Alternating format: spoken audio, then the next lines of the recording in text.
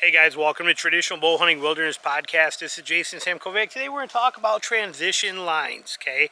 I'm going to be throwing some clips in here, some pictures, things like that. We're going to cover what transition lines are and how deer use them. This is an important one, all right?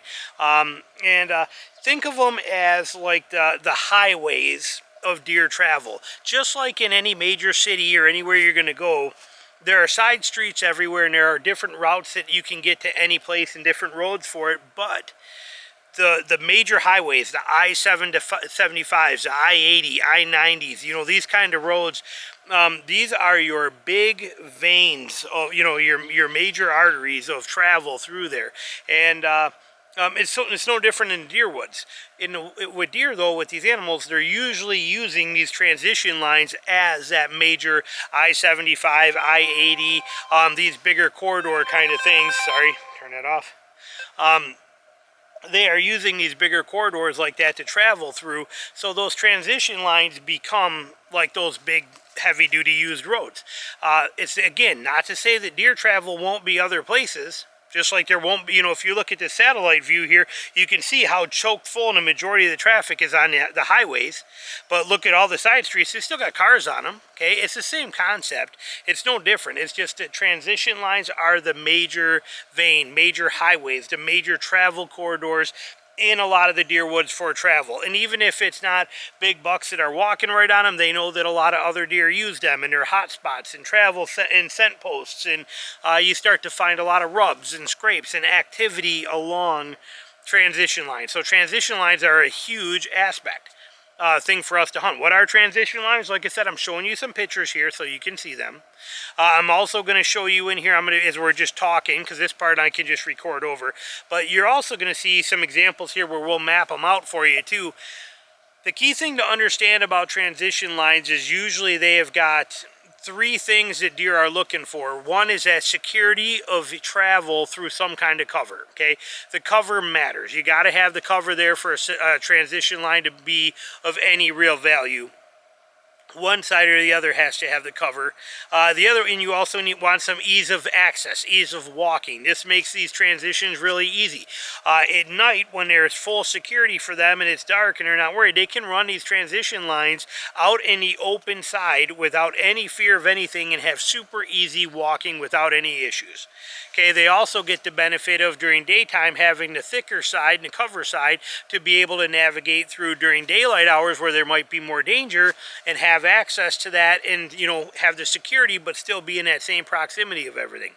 Usually when you have transition lines, you're also going to have a spot where you're going to have two type of terrain changes, and often that even turns into two different levels of height of the surrounding foliage in the trees and in the growth like that, which means you very well might get more wind activity that comes through one, knocking more mass products or mass produce and like acorns, things like that, to the ground easier on that transition line. There's a lot of benefits to them. That transition line will offer a lot more sunlight come in on one side than the other usually, which will then in turn offer better growth right there for food and for cover also. So there's a tremendous amount of benefits to transition lines that animals love to use. It is your job to find these transitions and then figure them out and how to hunt them. Okay, when you're looking at them, there is three ways to hunt these. Okay, there's basically, and I guess there's more, but there's three ways that I look at them and I want to approach them. One is if it's a transition line that I was able to, how do we word this here? That's all right, I'm probably still showing you pictures as I'm explaining this and showing you some examples, so it doesn't matter that I'm just talking over this here. We're going to actually pause this for a second so I got room to show you some more actually too. Okay, when it comes to hunting these transition lines, there's basically a couple different approaches you can go with. If you have to let the sign tell you what to do, but don't let the sign overpower your common sense factor. If you get there and there's light trails in the thicker side, okay, and the thick stuff that's there, and then right on the edge or right there at the edge, there's a massive trail wore down to bare dirt, tons of tracks on them and stuff like that too. You have to remember, think about when deer are going to use these. You have to think about the reason the transition is there. Where is the food? Where is the bedding? How are they going to use this? At what time will they be passing through here during legal light when I'm going to be hunting here? How is this all going to come together and then dictate how you want to hunt it? Transition lines really make it easy because they do narrow down the travel corridor. But for us traditional bow hunters, you really got to narrow that down more too, because sometimes your 20-yard shooting zone isn't going to cover the one side of the transition, and where they're traveling on the other side of the transition, you won't be able to accommodate both of those from one spot. So you really got to kind of dive into this and figure things out. Trust the tracks, trust the trails, trust the activity, the fresh sign, the tracks to poop, the things like that that you're seeing. Or if it's bigger deer that you're after, stick in that really thick side and start watching along that transition for the rubs and the scrapes, and a sign is buck signed. It's going to tell you this is where they're moving during daylight. If you're looking to fill the freezer, stay more on the open side where the does are going to be. This is all common, you know, very simple stuff for you to figure out when you're out there. There is some downsides to hunting transition lines, and that's the fact that everybody does it, okay? This information is not new. This has been done since the beginning of time, and you have people, you have this video showing it. I've done it in other videos. My bow hunting course, you got Dan Infault, you got everybody in the world talking about hunting transition, so the information is everywhere out there. This is not new stuff, okay? Because of that, you may end up in a place like here where I am in northern Michigan, where transition lines are the most commonly hit. They're pummeled. As a matter of fact, you know, maybe before I leave, well, I doubt I'm going to get it done before I publish this video, but I have a transition line that I kill a lot of deer on. It's one of my favorite places. But if I were to walk 1 mile of that transition, okay, so it borders up to a big open kind of high grass swamp, but if I were to walk that 1 mile zone of that transition, I would count no less than 7 stands, 7 ladder stands in a 1 mile stretch, 7 of them in a mile, and those are just right on that simple edge that are permanently there and they don't move. And that's in 1 mile, 7 of them. You know, I mean, what's a mile? I want to say, I think it's 1,800 yards is a mile. It's a stand every 200 yards, if my math is correct. And I think it's 1,600 or 1,700 yards is a mile. If I'm not, I could be wrong. Don't quote me on that. Check it out, whatever. But you know, 7 stands in a mile period, that's pretty ridiculous when you let that kick in. Again, too many. But yet I kill a lot of deer there. Why? Because I learned how to hunt transition lines and pressured areas differently. Sorry, I got something just chewing on my leg here. There we go.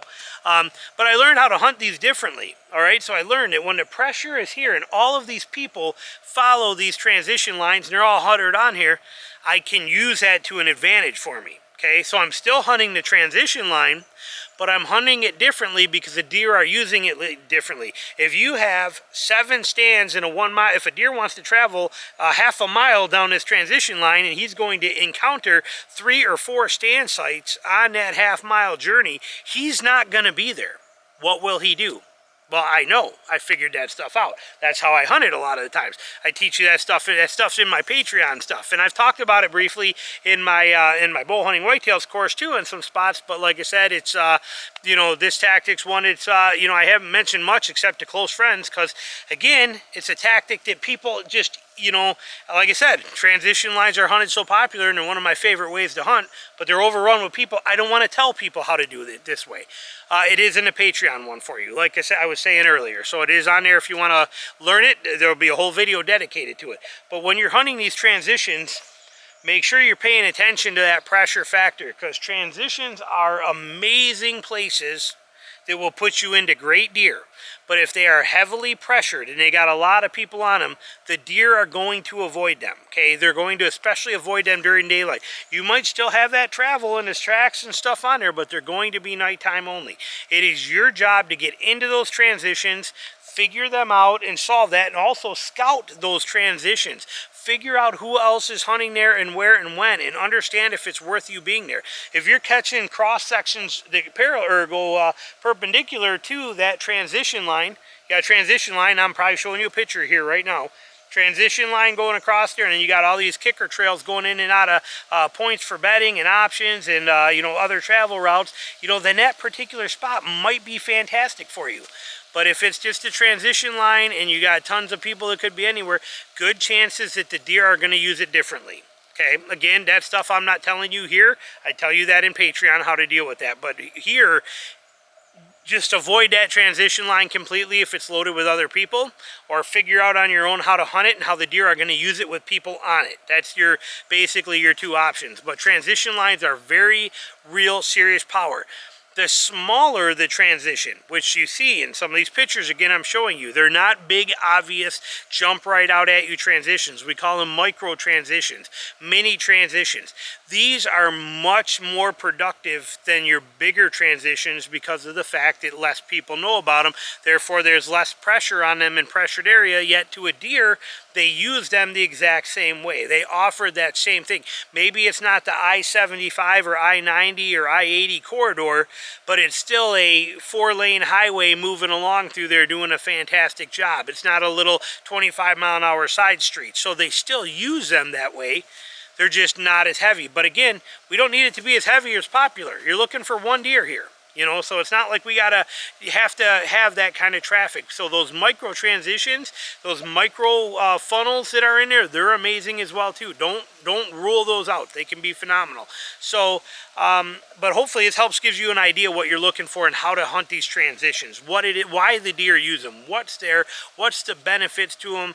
That's what you need to solve, but it is on a per transition area basis. You can't just look at it and say this is it. If you're trying to go in like I do blind in the morning, you don't just pick a random transition and go, I'm going to set up right here in the middle of this one because it's a good transition and I bet they're here. You're not going to have any luck with that. Okay, again, the secret is out on transitions, and they are used still tremendously, but they are used in unique ways. They are used in shorter distances. They are used a little differently. So you need to figure that out. If you're going in the morning blind to a spot you've never been, you better have at least 3 different variables of deer movement that are happening for you. And a transition line by itself is just one, and it's not going to benefit you. Again, things I teach you in other places. But do not rule out transition lines. Okay? They are incredible. They are great places, and deer use them religiously. Just know when to hunt them, how to hunt them, and know to scout them for the freshest sign and make sure they are still being used in that particular area before you set up. Well, you know, the golden rule of hunting for us is hunt high percentage sits, okay? I'm not climbing a tree or setting up unless I know that it's very high odds that I'm going to kill an animal while I'm there. Plain and simple. There's no two ways about this. If it's not high odds, I'm not setting up there. The sign tells you if it's high odds. So transition lines, phenomenal. Scout them, travel them, use them in and out to other places so you can scout them on the way. Solve these issues with what they are. But when you hit them, decide if they have value or not. And if they do, hunt them. Transition lines are gold mines. Thanks for watching. Talk to you later.